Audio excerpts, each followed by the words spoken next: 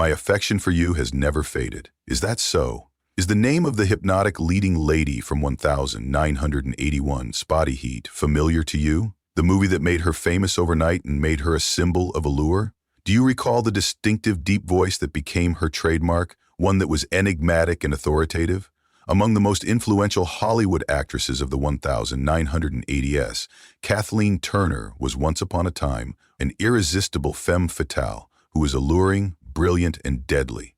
The entertainment industry, however, abandoned her, subjecting her to a life of hellish disease, drunkenness, scandals, and even individuals who treated her like a prize. Once rubbing elbows with the likes of Michael Douglas, Jack Nicholson, and Warren Beatty, how did a cinematic star experience a precipitous decline?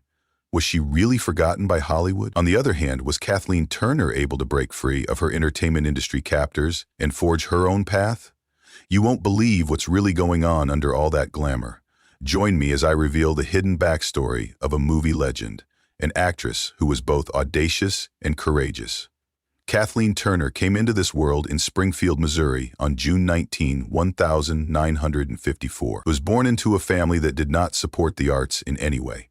As a result of her father's career as a veteran U.S. State Department diplomat and a man who had survived Japanese captivity in China during WRIK's childhood, was a nomadic one, as the family moved from place to place, spending time in Canada, Cuba, and England. Kathleen was greatly impacted by her father as she grew up in a traditionalist home, somebody who holds firm beliefs regarding the field of acting. Going to extreme lengths like comparing actresses to prostitutes, he made it apparent that acting was a morally dubious profession. Such remarks doused her enthusiasm before it could even begin to grow. The pursuit of artistic endeavors was not simply disregarded in a conservative Christian setting where traditional values were paramount. It was strongly criticized. When Kathleen was 17 years old in 1972, her life took a dramatic shift. There was a dramatic end to her father's life in England due to coronary thrombosis. Not only did his passing break the family's heart, but it was especially hard for Kathleen. She and him had a final disagreement on her future. If given the opportunity, she would use her gift to make a difference in the world, she had boldly declared, providing evidence that the performing arts were as important as any other field. With her father no longer in her life, her resolve to show him that he was mistaken was stronger than before. Kathleen Turner was once a talented gymnast, but few people knew this because she became a Hollywood icon. She was able to execute numerous action sequences solo thanks to her athletic background, which was a huge plus. She entered the film industry at that time. The road from gymnastics to Hollywood, meanwhile, was far from smooth. Even though Kathleen came from a non-artsy household, she was hell-bent on following her dreams. She attended Baltimore County, where she studied acting and had the unique chance to work with legendary director Herbert Blau as a mentor. Blau was important in developing her acting chops and launching her professional career. An early indication of Kathleen's profound dedication to social and human rights concerns was her volunteer work at Planned Parenthood, an organization fighting for reproductive rights, in addition to her studies. Kathleen made a daring choice once she graduated. She drove her $300 1966 Oldsmobile to New York City by herself to pursue her ambition of being a theatrical performer. She proceeded without hesitation, despite the danger. I was unprepared. She has previously expressed her surprise at the prospect of moving on from her career. It was anything from glamorous during her early years in New York. Kathleen was a waitress on the Upper West Side who worked to make ends meet. Her meteoric rise to fame, however, distinguished her from the hundreds of other would-be performers. Only 6 months after starting in such a competitive field, she achieved the nearly unheard-of achievement of landing her first role in an off-Broadway production.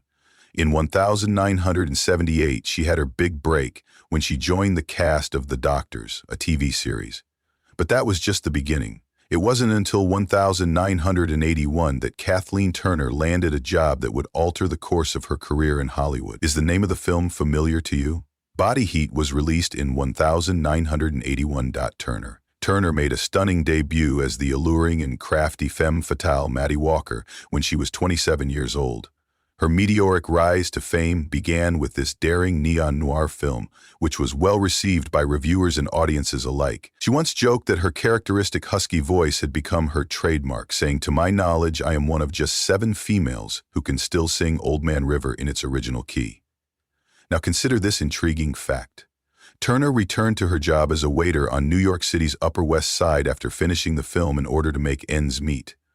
In spite of her informing her co-workers that she had recently acted in the film Body Heat, they failed to recognize her. The title was so suggestive that several people thought it was an adult picture. They had no idea that Kathleen Turner would skyrocket to Hollywood stardom in the weeks after the film's debut. Pressure comes with celebrity, though. Hollywood wanted her to keep portraying femme fatale parts after Body Heat was a hit. Producers wanted to make her the queen of 1,980 sensual thrillers, so they bombarded her with stories that she called Body Heat 2, Body Heat 3, "You don't have much intelligence, do you?" A watershed moment in cinematic history, I like that in a man, might have defined Turner's entire career if she hadn't made some daring decisions thereafter.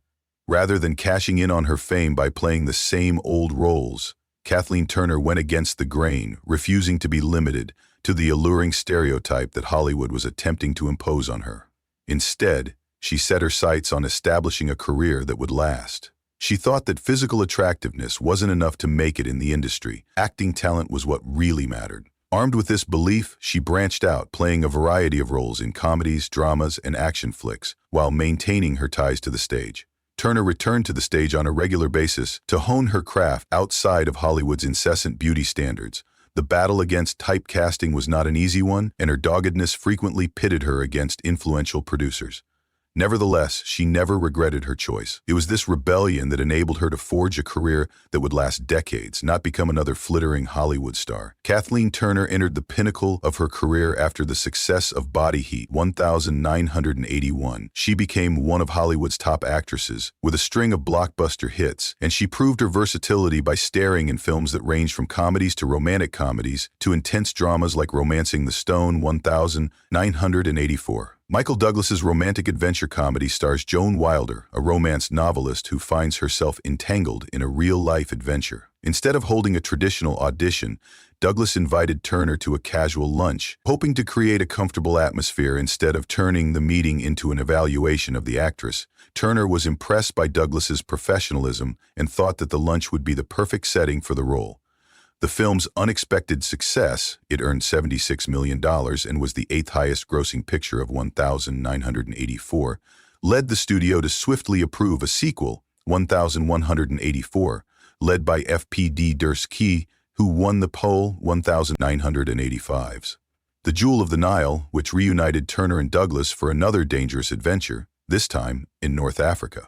Unlike many other casting situations, she wasn't being treated like a commodity. The picture was another smash at the box office, grossing $75 million, but it wasn't without its share of drama. The cast and crew battled through dangerous terrain, extreme weather, and a relentless filming schedule. Producer Douglas put in 14-hour days, often juggling logistical duties, and actress Turner suffered multiple injuries, including a deep cut to her arm and head while filming an action scene.